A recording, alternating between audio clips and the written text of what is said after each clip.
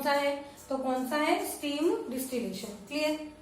चलो अब देखो हमने ये बोल दिया कि ठीक है भाई यहाँ क्या होगा, ये मोर वॉलेटाइल है, इसका बॉइलिंग पॉइंट क्या है, लेस है, कम है बॉइलिंग पॉइंट, इजीली वेपर में चेंज हो रहा है। और ये क्या है, इसका बॉइलिंग पॉइंट ज्यादा है, ये वेपर में इजीली चेंज नहीं हो रहा, तो उसका भी तो कोई रीजन होगा भाई। स्ट्रक्चर यहाँ तक तो सेम ही है, NO2 ग्रुप है, OH ग्रुप है, बेंजीन रिंग है, इसमें भी वही सेम है, तो कोई ना कोई रीजन तो होगा ही कि ये इतना डिफरेंस है बॉइलिंग पॉइंट में।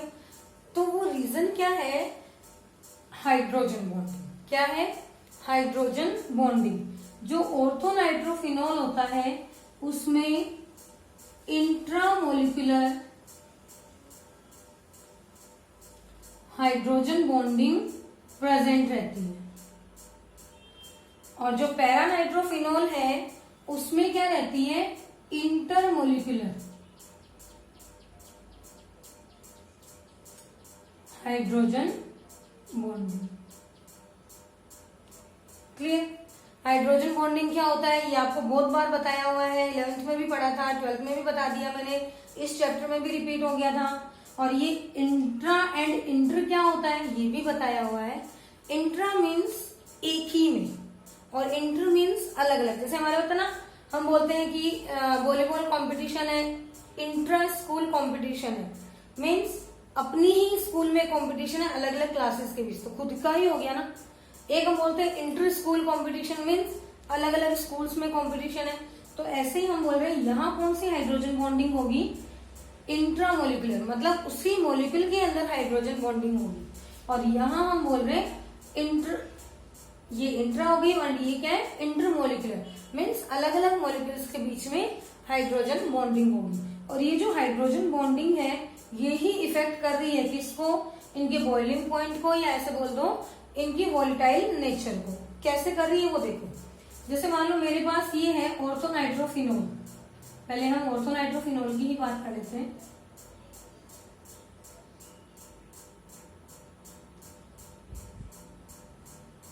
ये OH ग्रुप हो गया OH ग्रुप। ऑर्थोनाइट्रोफिनोल की बात कर रहे हैं, ध्यान रखना, ऑर्थोनाइट्रोफिनोल,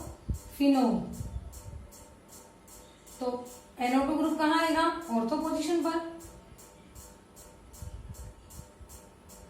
यहां नेगेटिव, यही है ऑर्थोनाइट्रोफिनोल। तो अब बच्चों यहां देखो, ये जो ऑक्सीजन है इस पर चार्ज कैसा है, नेगेटिव, ये जो हाइड्रोजन है इस पर चार्ज कैसा आएगा, पार्शियली पॉजिटिव। जब हाइड्रोजन किसी मोर इलेक्ट्रोनेगेटिव एटम से अटैच रहता है तो उस पर चार्ज कैसा आता है, पार्शियली पॉजिटिव। अब ये पॉजिटिव और नेगेटिव के बीच क्या लगेगा, इंट्रैक्शन लगेगा, और यहाँ क्या बन जाएगी, एक हाइड्रोजन बॉन्डिंग। क्या बन जाएगी, हाइड्रोजन बॉन्डिंग। अब देखो यहाँ ये जो हाइड्रोजन बॉन्डिंग हो रही है एक ही मॉलिक्यूल के बीच हो रही है, उसी मॉलिक्यूल का NO2 ग्रुप है, उसी मॉलिक्यूल का OH ग्रुप है, उन दोनों के बीच में ही हाइड्रोजन बॉन्डिंग हो रही है, इसीलिए हम इसको क्या कहते हैं, इंट्रामोलिकुलर हाइड्रोजन बॉन्डिंग। क्लियर। अब बच्चों एक चीज देखो, ये इंट्रामोलिकुलर मीन्स एक मॉलिक्यूल किसी दूसरे मॉलिक्यूल को अट्रैक्ट नहीं कर रहा है। जैसे ये एक मॉलिक्यूल है, इसके मॉलिक्यूल में ही हाइड्रोजन बॉन्डिंग हो चुकी, ये दूसरा मॉलिक्यूल है, इसके मॉलिक्यूल में हाइड्रोजन बॉन्डिंग है, ये थर्ड है, ये फोर्थ है, तो सब सेपरेटली एक दूसरे से ही बॉन्ड, खुद के साथ ही बॉन्ड बना रहे हैं, किसी दूसरे को नहीं पकड़ रहे। तो एक यहाँ, एक यहाँ, एक यहाँ, एक यहाँ, एक अलग अलग सारे इकट्ठे हैं, उनके एक दूसरे में कोई इंट्रैक्शन नहीं हो रहा, कोई अट्रैक्शन नहीं लग रहा। अब जैसे ही हम इसको हीट करेंगे तो पकड़ तो नहीं रखा ना किसी ने, तो इजीली वो वेपर में चेंज हो जाएगा। क्लियर। किस का इफेक्ट हो रहा है, इंट्रामोलिकुलर हाइड्रोजन बॉन्डिंग का। अब हम बात करते हैं पैराफिनोल की, पैरानाइट्रोफिनोल की।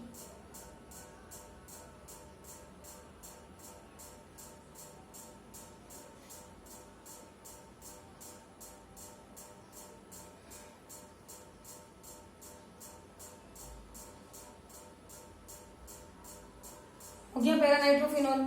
ऐसा ही मान लो कोई दूसरा मॉलिक्यूल था,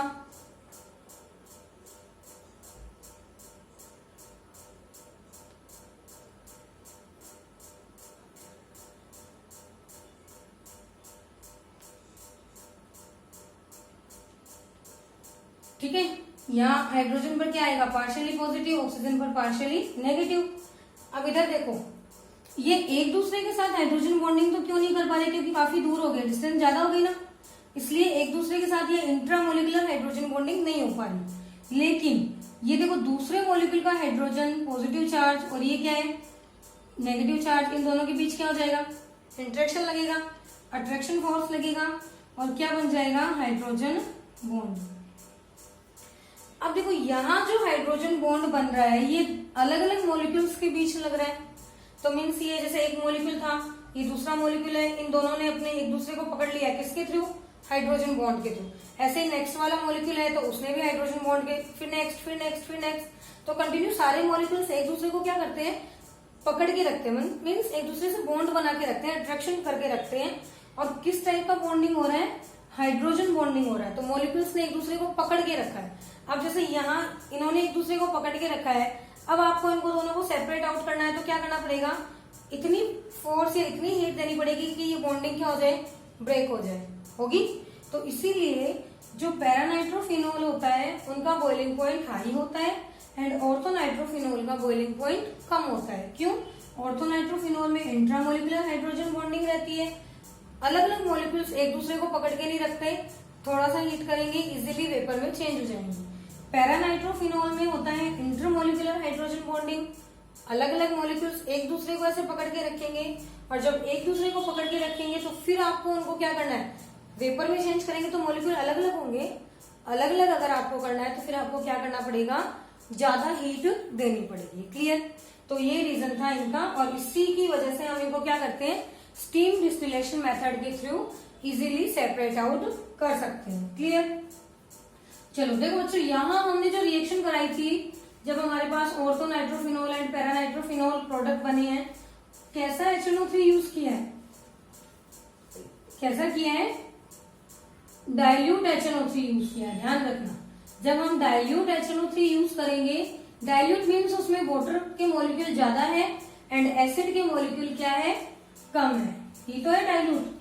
लेकिन जब हम इसकी रिएक्शन किससे करवाएं, फिनोल की रिएक्शन, ये फिनोल हो गया, इसकी रिएक्शन हम किससे करवा दें, कंसंट्रेट HNO3 के साथ करवा दें। कंसंट्रेट है मीन्स अब क्या होगा, एसिड के मॉलिक्यूल ज्यादा है मीन्स NO2 ग्रुप भी ज्यादा है, तो क्या होगा, यहां से प्रोडक्ट मिलेगा जिसमें दोनों ही ऑर्थो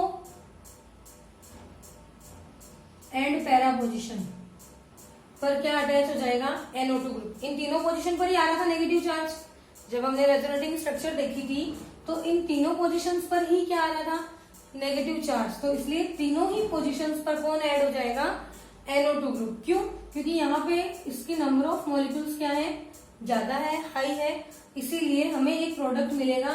अब देखो OH के ग्रुप में ये पोजीशन 2, 4, 6, तो क्या बोलेंगे हम, 2, 4, 6 ट्राई नाइट्रो फिनोल।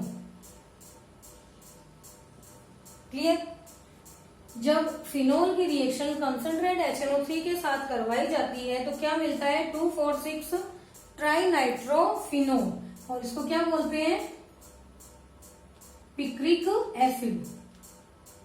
क्या बोलेंगे इसको हम, पिक्रिक एसिड। ठीक है, तो जब कंसंट्रेट HNO3 के साथ करवाई जाती है तो हमें प्रोडक्ट मिलता है पिक्रिक एसिड। क्लियर, लेकिन ये जो रिएक्शन है ना, इसमें ये पिक्रिक एसिड बनाने का एक गुड मेथड नहीं बोल सकते हम इसको, एक अच्छा मेथड नहीं है ये। क्यों, क्योंकि इसमें जो यील्ड होती है वो क्या होती है, लेस होती है, प्रोडक्ट जो मिलेगा उसकी अमाउंट क्या होगी, कम होगी, तो इसलिए हम इसको क्या बोलते हैं, ये पिक्रिक एसिड बनाने का एक अच्छा मेथड नहीं है। आजकल जो यूज किया जाता है पिक्रिक एसिड बनाने का मेथड, उसमें क्या करते हैं, फिनोल की रिएक्शन पहले किससे करवाते हैं, कंसंट्रेट सल्फ्यूरिक एसिड के साथ, H2SO4 के साथ। जब H2SO4 के साथ करवाते हैं तो क्या मिलता है हमें,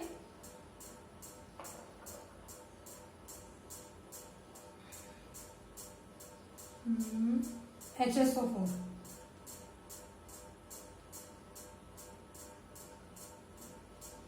HSO3, ठीक है, 2,4 डाइसल्फोनिक एसिड, ठीक है। फिर इसकी आगे फर्दर रिएक्शन कराई जाती है HNO3 के साथ में, कंसंट्रेट HNO3 के साथ, और तब जाकर क्या मिलता है, picric acid, NO2 and NO2, ठीक है।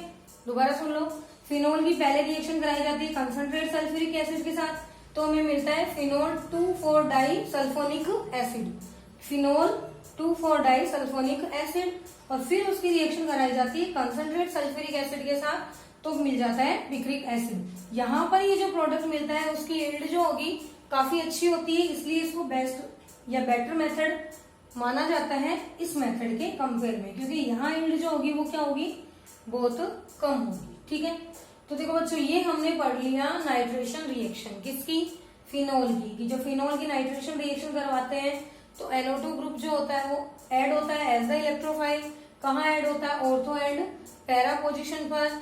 और जब कराई थी हमने रिएक्शन तो क्या मिला था, ortho nitrophenol and para nitrophenol, उनका एक मिक्सचर मिला था। उस मिक्सचर को सेपरेट आउट कर सकते हैं स्टीम डिस्टिलेशन मेथड से, और इस मेथड से क्यों कर सकते हैं, क्योंकि इनके बॉइलिंग पॉइंट में क्या होता है, डिफरेंस होता है, ऑर्थो वाला मोर वोलेटाइल होता है, पैरा वाला लेस वोलेटाइल होता है, तो इजीली इनको हीट करके हम सेपरेट आउट कर सकते हैं।